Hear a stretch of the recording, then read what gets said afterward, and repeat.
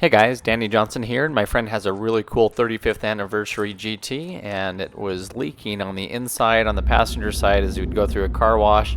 You can see that water really coming in here and getting it all wet. So we're going to go ahead and repair this today.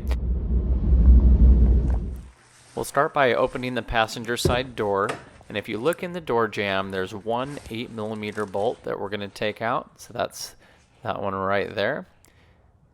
So we found best to use a ratcheting 8mm wrench. You could probably fit a socket in here if you needed to as well.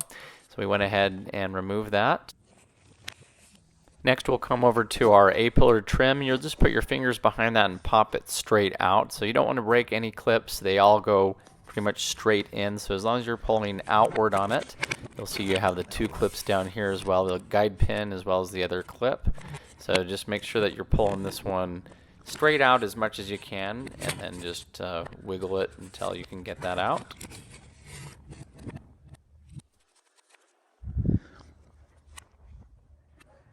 Now we'll remove some weather stripping. There's push pins here that you'll just pop straight out, and two more on this side, so you can go ahead and start working on that. At the front, by the door jamb, there's also a few more, one on the side and two on the front. So once you pop those up and out of the way, you can pull your weather stripping out. Next, we're going to, as you can see, pull this part of the weather stripping out here too. There's an inside weather stripping. And now we're going to take our T20 Torx, and we're going to remove the screws that we have up in this rail. So you'll just want to follow it and find everywhere you can take some out. And this has been apart before, so you might find different screws. But once those are out of the way, now we can take this frame rail here and gently pull on it until it comes down. We did see one push pin here right there towards the front. Now there's additional screws up in here. These were Phillips screws, and there were a total of 3 that we found. You might find more.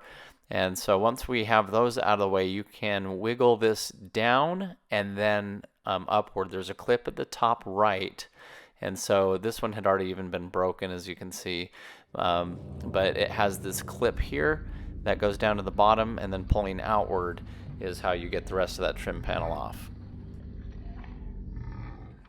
Now from inside the car, we'll pop this clip up for the seat belt, and this is a T47 Torx. So remove that one, and then you can take the whole seat belt down. Just remove it, and you can just set this down and let it sit out of place.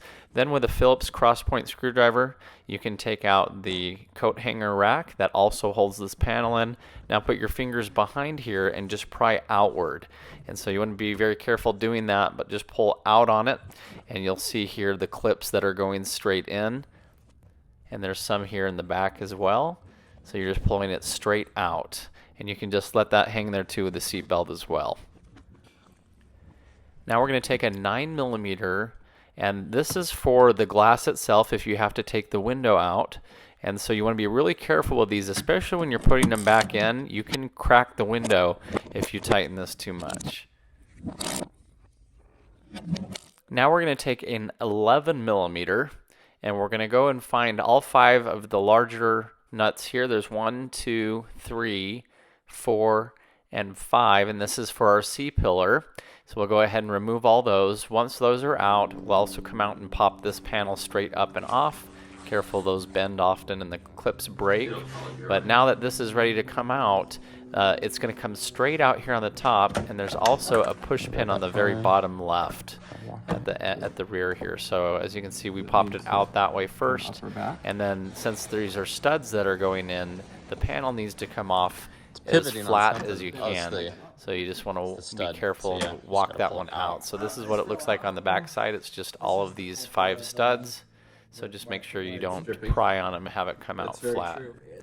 Next, we're going to take off the weather stripping that's found here. And we tested this by pouring water into the actual glass part, and we didn't see any water coming out, so we assume that our water is probably coming in through one of the grommet holes. To be safe, we went ahead and put some silicone in here. Now at this point you could pop the window out. It does have an adhesive that's behind it, so you want to be careful not to break the window. But in our case, we're pretty sure it wasn't leaking from the window, and our window's not broken, so we're just going to add some sealant However, at this stage, with those nuts off on the inside, you could pop the window out towards you, but it is glued in, so be careful about that. Okay, so we also put some silicone around each of the holes here. You can see some of the grommets still on here. We put silicone on both sides, and we lined this back up. Again, the very far back has a little push pin, and then the rest are the studs that are going through in there. So we went ahead and made sure that this was solid. Okay, so we just made sure we lined up all of the studs to go straight in. And you can see this piece was broken here, unfortunately, but it'll still be okay. So from inside the vehicle, now we're putting our nuts back on the studs, and you can see that silicone coming through, so that's going to make a nice seal for us.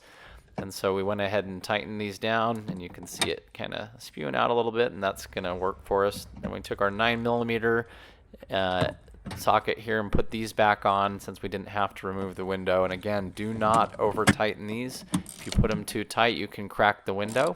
So just make sure that they're good and snug. Go over them a few times. Okay, coming back in now, we're putting our screws back in for our A-pillar trim. So on this car, at least there's one here with the other two at the back. Now we're bringing in our frame rail here, and this was the one that had a push pin on it. Now we're just putting our torque screws back in everywhere that we took one out on this rail for the weather stripping trim.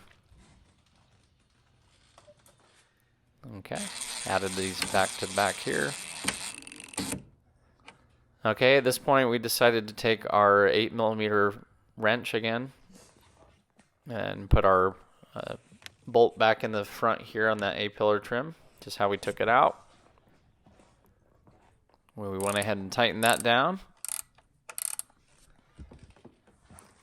Then we brought our first piece of trim in here from the back, and it would just slide right back in, pop into place. We had a little more trouble with this other trim. We put the push pins in here, but we really had to squeeze it in to get it to stay. We're missing a few push pins here, but we put those back into place as well. And just getting this one to pop in, it did help to put our A-pillar trim back into place here. That helps hold the weather stripping in, so once it's in place, just pop that back in. Then we came in from the rear here and lined up the push pins. So remember, they just go straight in. There's one towards the back and also one at the front. So that back one, just make sure it goes down into that hole there and just line it back up. Push these tabs back into place. Okay, once we got this nice and flat, we're able to get our screw. It's just the Phillips, and put our coat hanger back in. We went ahead and tightened that down.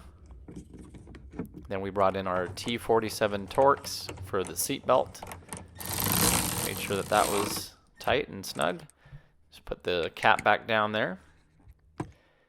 And now our trim piece here, we just put back onto the rear quarter window, and it kind of pushes down and then slides towards the back of the car to get that to sit right.